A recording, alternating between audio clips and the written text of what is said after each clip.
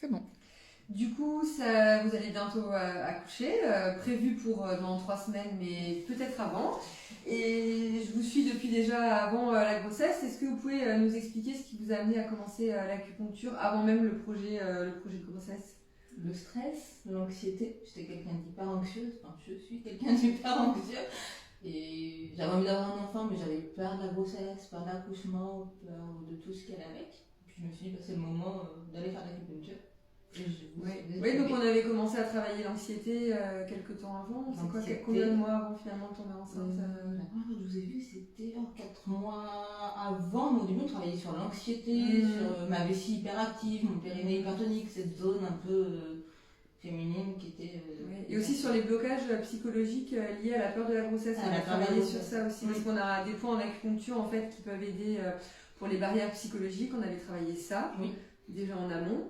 Et puis finalement, vous avez décidé de tomber enceinte, vous êtes tombée enceinte très, très rapidement. Et comment ça a été alors pour vous cette grossesse en étant suivie en acupuncture? Zen. Enfin, à chaque fois que je sortais d'ici, j'avais l'impression que c'était magique, que j'étais détendue, que mieux qu'un spa. Vraiment détendue, non, ça a été. J'ai eu des craintes, mais à chaque crainte, on s'est vu souvent, toutes les 3 semaines. Non, ça m'a calmé mes nausées, m'a calmé mes brûlures d'estomac, mes mycoses. Non, oui, on essaie à chaque fois de travailler problème par problème. Insomnie aussi, bon après ça avait tendance à revenir, mais en tout cas sur le moment ça fonctionnait quand même pendant quelques temps. Insomnie, remontée acide aussi. Et le stress et l'anxiété surtout. C'était les rendez-vous médicaux, puis la peur d'arriver jusqu'au jour d'accouchement en étant le plus zen possible. Et donc finalement, ce qu'on se disait avant là, c'est que finalement ça va. Ça va finalement. Bah non, mais oui, ça m'a détendue, ça m'a rassurée. Comme un plaid ou une tisane, c'était le moment d'acupuncture, c'était vraiment les moments rassurants où ça me faisait du bien après. Même mieux que l'ostéo ou que l'hypnose parce que j'ai fait plein d'accompagnements, mais ça arrivait à me faire descendre ma barre de stress. Oui, descendre la barre de stress et aussi remonter l'énergie parce qu'il y a des périodes où vous étiez quand même bien fatiguée, surtout les premiers mois. Et du coup, ça permettait quand même d'en trouver un peu d'énergie à chaque fois après.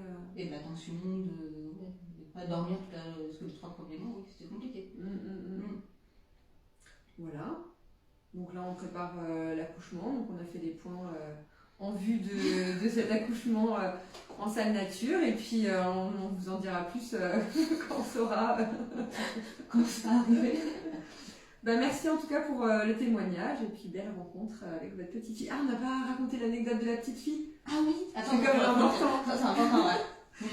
Expliquez-nous alors. Alors, du coup, quand on avait fait les points, j'avais demandé à Charlotte ce qu'elle pensait. Elle m'a dit, je pense que c'est une petite fille. Parce qu'en fait, on a des techniques avec l'époux où on peut faire des prévisions, on va dire, sur le sexe. Et quand j'ai fait la première écho, la gynéco qui a fait l'écho m'a dit, c'est un petit garçon.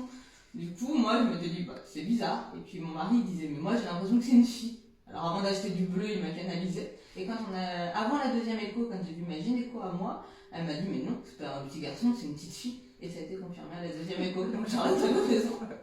Ça, c'était pas mal. Moi, j'étais contente. Bon, belle rencontre alors avec Merci pour tout, Charlotte.